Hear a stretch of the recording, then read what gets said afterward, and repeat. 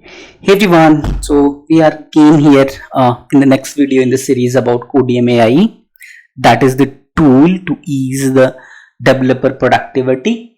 And so far we have seen these three topics that you are seeing in the green color: introduction, how to get started, privacy and code security concern, code explanation also. This one we are going to talk about the code suggestion. This is this feature is going to be pretty much important when we are talking about code reviews, manual code reviews that are there. So kind of it is going to suggest us whatever we are doing, is that the best one, or the suggestion is to make it more better, correct? So as a human, when we are doing programming, writing anything, obviously there is a chance of mistake that we do. This is where it is going to help us a lot in terms of spelling mistakes, comments that we are doing. On top of that, which is very important, the best practices around coding standards. Best practices, up to some extent we can get it from the static code analysis tools like Sonar, Cube and other things. But when it comes to understanding the context and then suggesting the changes is yet another label that we as a developer need.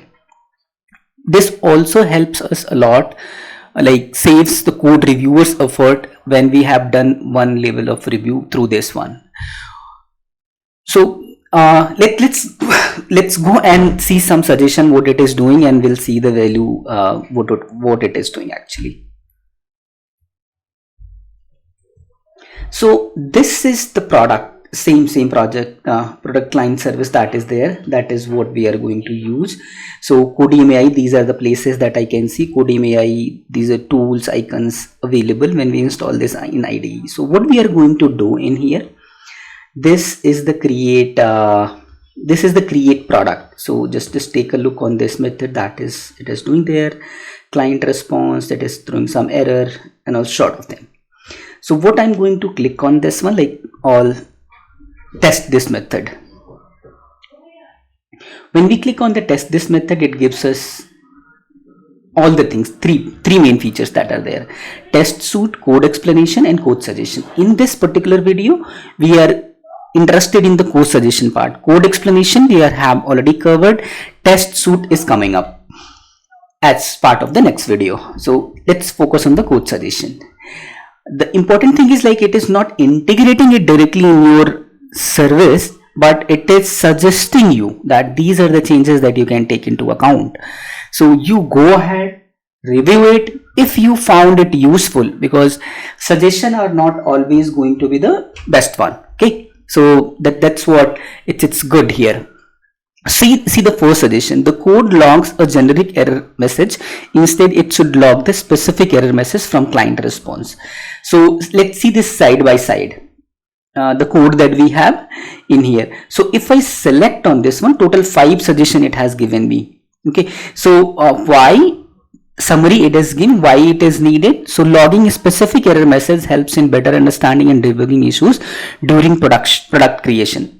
So what I have done here, like in the code, log.error occurred while creating the product, just logging that error, this one, right?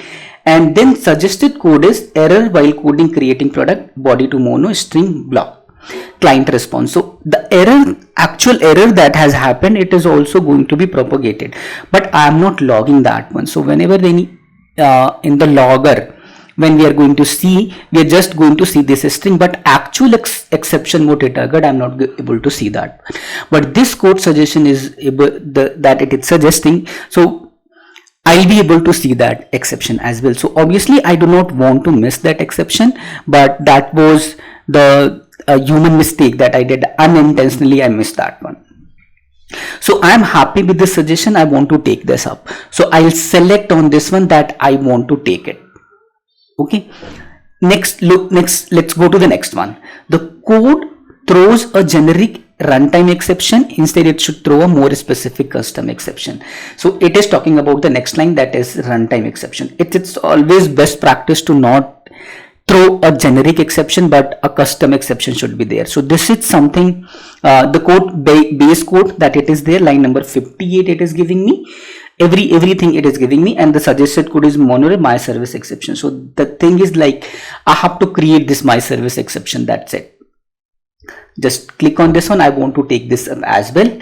So I want to take this up as well. Let's move to the next one. That is the code block uses, this code uses block, which makes it synchronous. Instead, it should be use subscribe to make it non-blocking. So this is the suggestion that it is given. Why use subscribe instead of block allows for non-blocking behavior, which can improve the overall performance and scalability of the application. When we are talking about the reactive application, so asynchronous processing, it's something that we want to achieve it, but it's not the case at every places. In this particular case, I want to get the synchronous response because we are interacting with the REST APIs. So this is something I had done intentionally. So line number 48, it is giving me this suggestion here. Line number 48, this one body. So this is the existing code exchange to mono, and what it is suggesting, body exchange flat map, client response, return this one, body to mono, and this one, and at the end it is suggesting me subscribe. In my code it is a block, but intentionally I have put it as a block so that it blocks the execution. I want the synchronous behavior on this one, so I do not want this suggestion. So I'll be good if I do not take it. So I won't take it. As per the review, I have identified that I don't need it, so I'll move ahead without selecting, without checking this box here. Come down. The code does not include retry logic. Instead, it should include retry logic to handle transient errors. Important reliability and best practice. This is the tagging basically it has given me.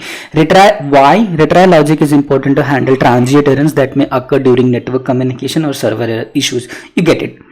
Whenever first time we are calling any third party, some transient failure on the network can be there. So it's good to retry that logic.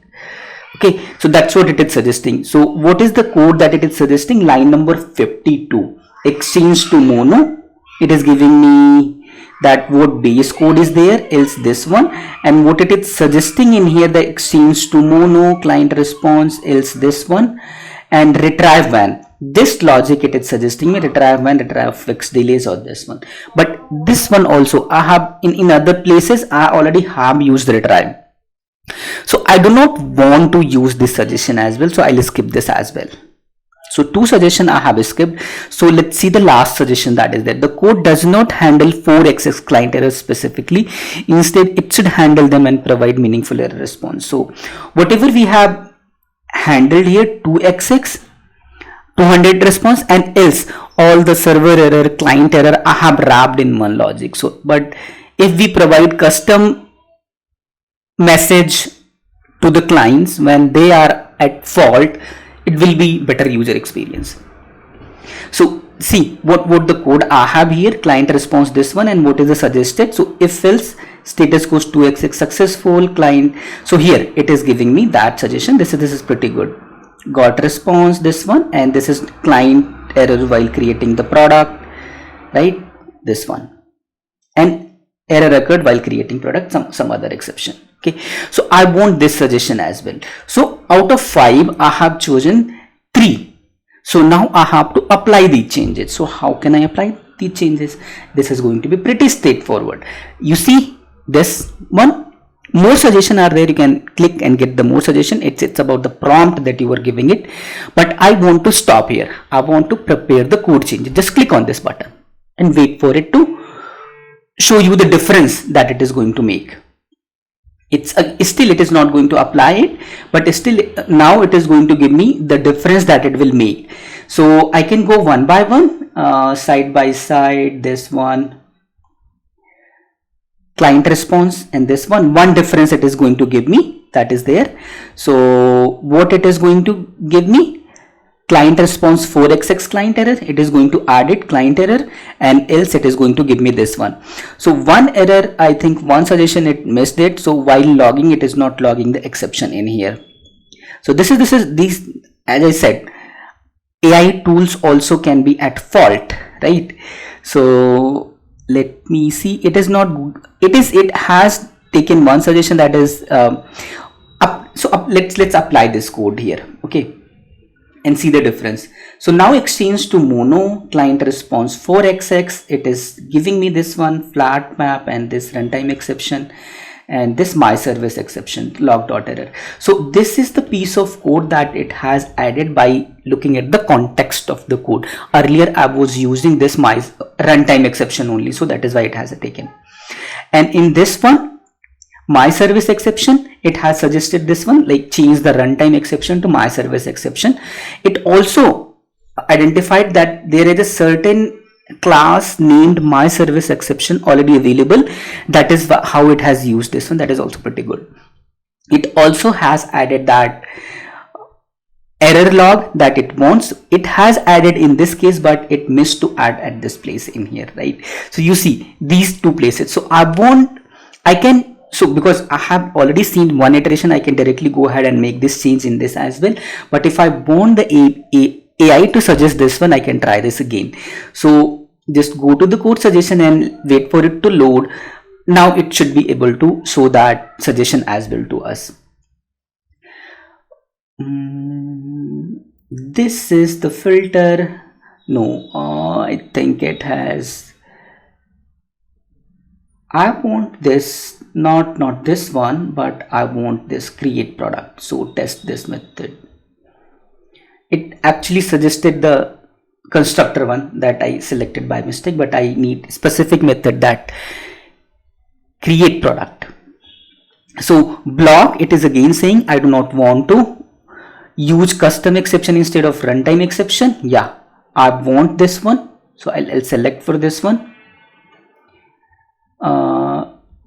Synchronous, add validation. So this is yet more good suggestion that it has given me. Add validation for the product object before making the request to ensure data integrity, which is very much important. So I have not included any validation around the product, so I want this to be included. So let's include this.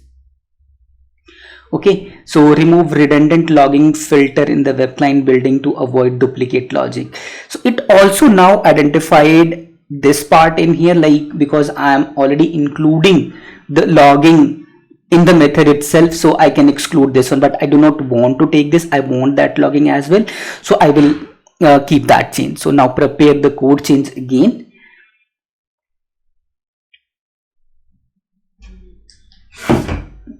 Review it, validation got added, and this one in here I got the my service exception in here applied to my code.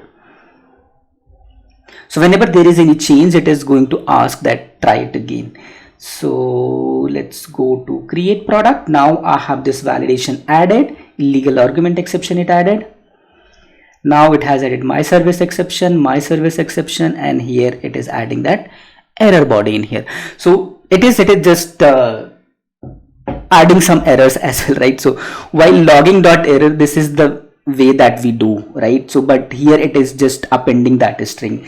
So just make this code change. Okay, wait, not in here. Here it is at good, but in here again it failed to suggest that actual error that it has covered, it has got. So I'll include from in here.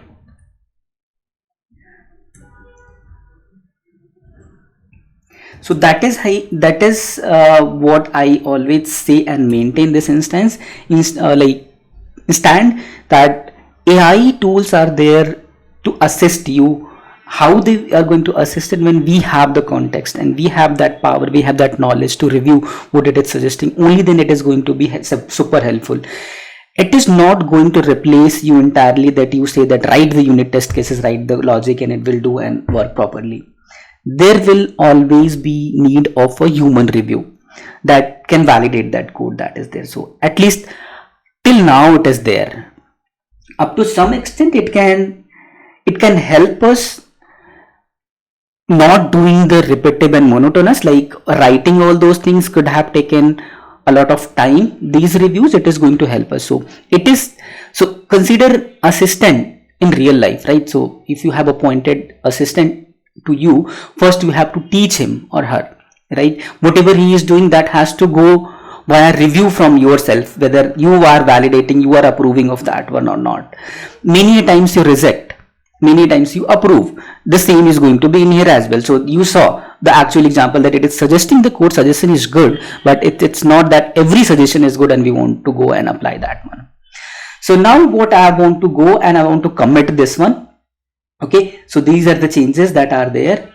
We can just review this change and commit it.